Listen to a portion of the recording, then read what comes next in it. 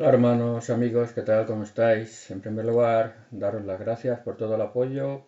Cumplimos un añito en este canal en estas fechas y el último vídeo fue muy visto, muy compartido. Gracias por todos los likes y por suscribiros. La verdad es que cuando se comparten los vídeos es cuando más extensión tienen y he visto que muchos han dado compartir en sus redes sociales, en Facebook y demás, y esto ha hecho que pudiera ser muy visto. Me gustaría que siguieran haciéndolo. Muchas gracias. Hoy voy a hablarles de un tema que es muy importante. La caída de Adán y Eva. Si era parte del plan de Dios, si fue una bendición o fue una maldición. Muchos cristianos cuestionan precisamente la bondad de Adán y Eva. Dicen que ellos fueron unos pecadores, que rechazaron el plan de Dios y que se rebelaron contra él. Los maldicen por ello y los juzgan y los creen culpables de todos los males de este mundo. Incluso algunos creen que Satanás, que les engañó y les hizo caer, triunfó y que destrozó el plan de Dios y que por eso estamos en un mundo caído y malvado y sufrimos todas estas penas. Pero no se dan cuenta, hermanos, y quisiera que pensaran, que pensar estas cosas es rebajar a nuestro Padre Celestial, a un ser mediocre, con perdón de la expresión, hecho a la medida de nuestras propias limitaciones y pequeñeces, y no le damos la importancia, no le reconocemos la sabiduría, ni le reconocemos el propósito que Él tiene para nosotros. Precisamente nosotros, como santos de los últimos días, bendecimos a Adán y Eva. Pensamos que fueron un hombre y una mujer escogidos para ser nuestros primeros padres, que fueron grandes antes de venir a este mundo y tuvieron una misión grande, hermosa y enorme que cumplir, y que ellos fueron parte de ese plan de Dios. Por decir esto nos acusan de que nosotros nos regocijamos en que el pecado entrara en el mundo y que al decir esto justificamos el pecado. Nada más lejos de la verdad. La verdad es que se nos entiende muy mal a veces. De parte del cristianismo tradicional y un poquito rancio, se nos entiende muy mal. Pero nosotros hablamos claramente lo que pensamos. Cuando decimos que nos alegramos de la caída de Adán y Eva, no es que nos alegremos del pecado, en absoluto. Nos alegramos de que ellos pudieron abrir sus ojos, distinguir el bien y el mal, y por lo tanto empezaron a ejercer su libre albedrío. Pudieron ejercer su libertad de escoger, que es lo que nos da a nosotros la capacidad de progresar, de crecer y de ser probados, y de vivir esta vida con un propósito y un plan, que nos vuelva a llevar a la presencia de nuestro Padre Celestial, de la cual vinimos y a la cual volveremos todos algún día. Eso es lo que nosotros celebramos, que el plan de Dios se llevó a cabo. Porque pensemos por un momento, ¿Dios no es omnisciente? ¿Él no conoce el fin desde el principio? Por ejemplo, Cristo sabía que Judas lo iba a traicionar. Cristo le dijo a Pedro, antes de que el gallo cante me negarás 3 veces. ¿No es evidente de que Dios sabe las cosas que van a pasar antes de que pasarán? ¿No supo José en Egipto que el sueño de Faraón significaba 7 años de abundancia y luego 7 años de escasez? ¿Quién se lo dijo? ¿No le dijo Dios estas cosas? ¿No sabía Dios que iban a pasar? Por lo tanto vemos que Dios, que conoce el fin desde el principio, sabía perfectamente lo que iba a pasar. Y cuando crea al hombre y les pone en el paraíso y les da mandamientos, Él sabe lo que va a suceder.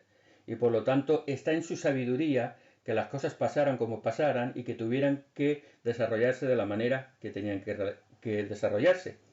La caída, pues, en el plan de Dios estaba prevista.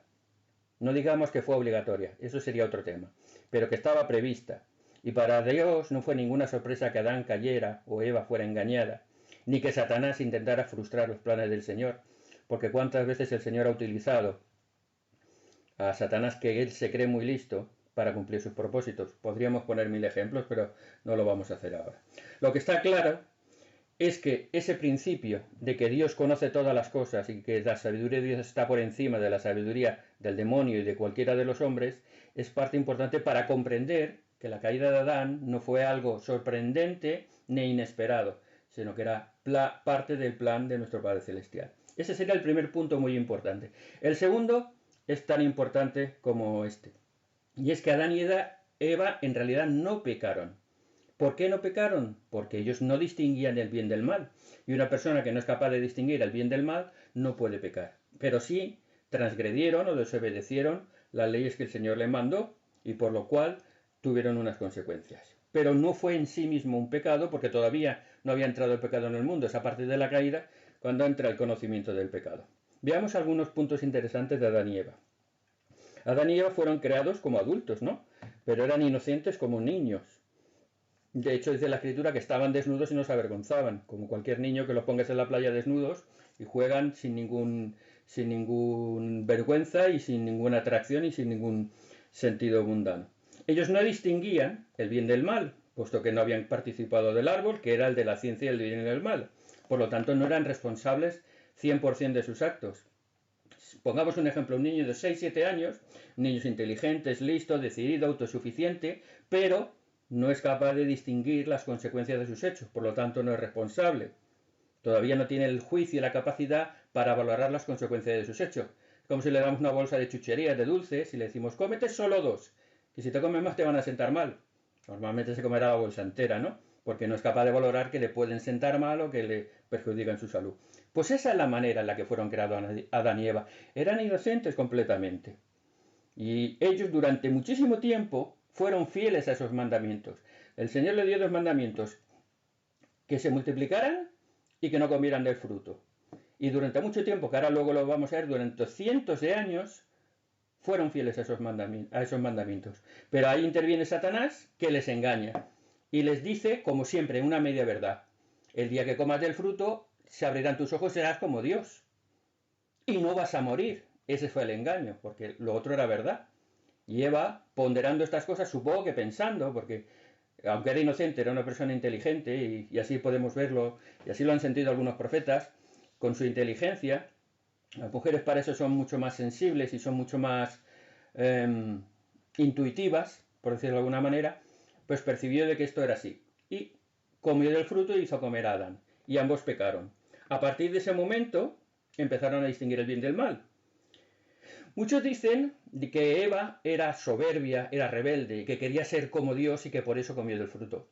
Volvamos a pensar cómo eran ellos. Eran inocentes, eran puros, habían estado muchísimos años guardando esos mandamientos.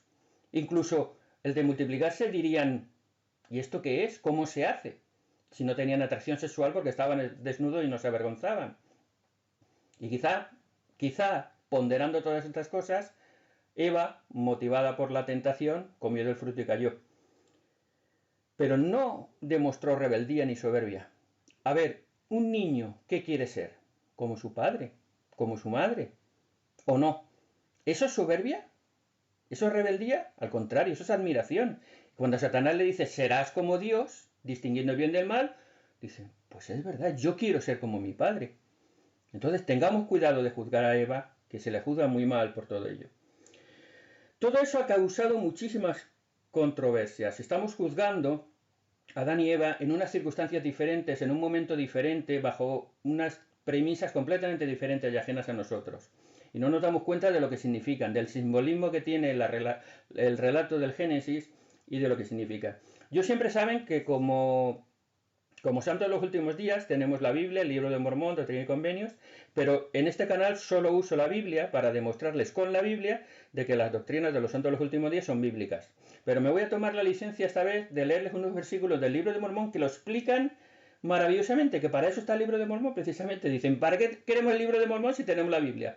Para aclarar estos puntos que son confusos, que son interpretativos, a veces no confusos, pero muy interpretativos, porque Génesis es muy simbólico, como el Apocalipsis y otros libros, y precisamente el relato de 2 Nefi 2, 22 al 26 nos dice, pues he aquí, si Adán no hubiese transgredido no habría caído, sino que habría permanecido en el jardín de Edén, y todas las cosas que fueron creadas habrían permanecido en el mismo estado en que se hallaban después de ser creadas, y habrían permanecido para siempre sin tener fin. Y no hubieran tenido hijos, por consiguiente habrían permanecido en un estado de inocencia, sin sentir gozo porque no conocían la miseria, sin hacer lo bueno porque no conocían el pecado. Pero he aquí, todas las cosas han sido hechas según la sabiduría de aquel que todo lo sabe. Adán cayó para que los hombres existieran, y existen los hombres para que tengan gozo. Y el Mesías vendrá en la plenitud de los tiempos al fin de redimir a los hijos de los hombres de la caída, y porque son redimidos de la caída han llegado a ser libres para siempre, discerniendo el bien del mal, para actuar por sí mismos y no para que se actúe sobre ellos, a menos que sea por el castigo de la ley en el grande y último día, según los mandamientos que Dios ha dado. Ese es el resumen más hermoso, claro y diáfano de la caída de Adán. Ahora los cristianos lo discuten, nos dicen que esto es falso. Y ahora voy a intentar con la Biblia demostrar que todo esto que afirma el libro de Mormón es verdadero y exacto. Y si quieren, sigan conmigo el relato bíblico. Abran Génesis y voy a citar versículo por versículo que justifica todo esto. ¿Cuánto duró la creación? No sabemos, no sabemos. Habla de días, día, mañana y tarde, un día, mañana y tarde un día, 7 periodos de creación. 6 periodos y el día de reposo. No sabemos cuánto duró el día, pero el sol aparece en el cuarto día, por lo tanto es muy difícil y prácticamente improbable de que los días fueran de 24 horas cuando el sol no se crea hasta el cuarto día. Pero bien, tomando como premisa que los periodos de la creación son indeterminados, de hecho algunos yo pienso que duraron millones de años, y por eso está la evolución, la creación de la Tierra, que tiene 4.500 millones de años. Ese sería otro tema, que lo tengo pendiente, el de la creación. Pero vamos a tomar solamente la referencia bíblica.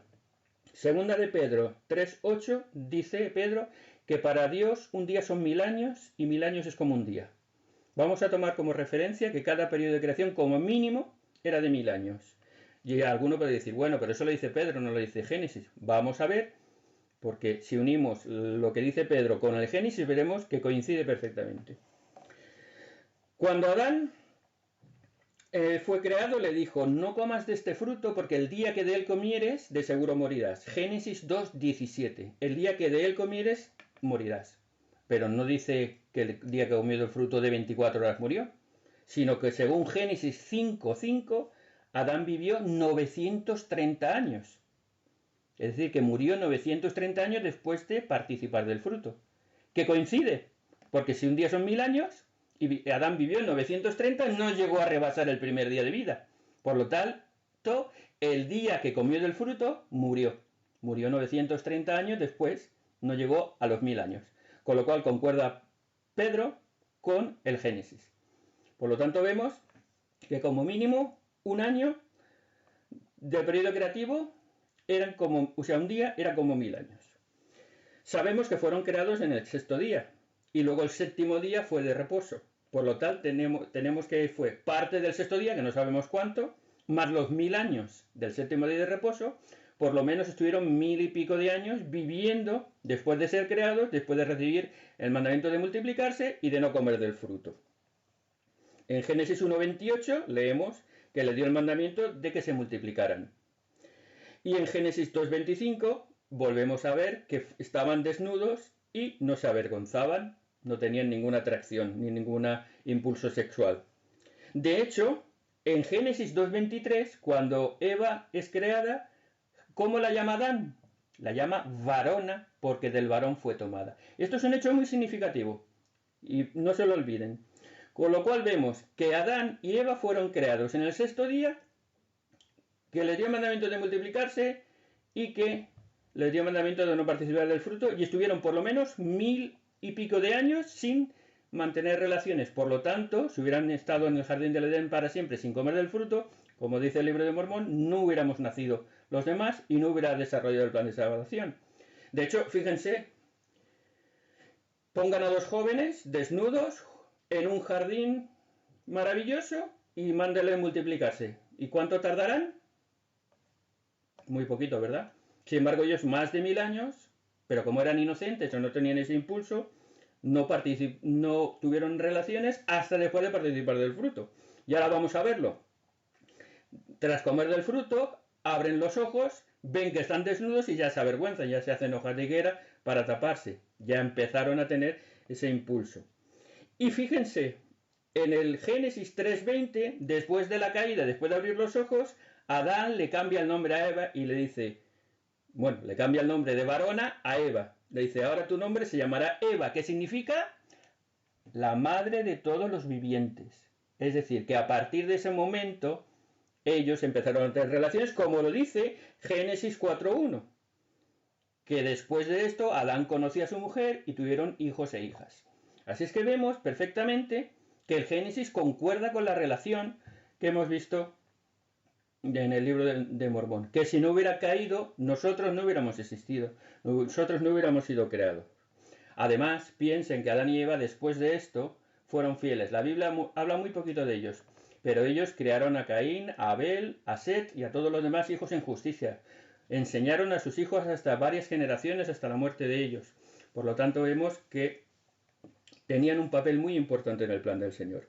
Ahora bien, esa caída trajo unas consecuencias negativas. Trajo la muerte y trajo el pecado. Pero todo estaba previsto en el plan de Dios. En 1 Corintios 15, 21-22 leemos: ahora, por cuanto la muerte entró por un hombre, también por un hombre la resurrección de los muertos. Porque así como en Adán todos mueren, también en Cristo todos serán vivificados.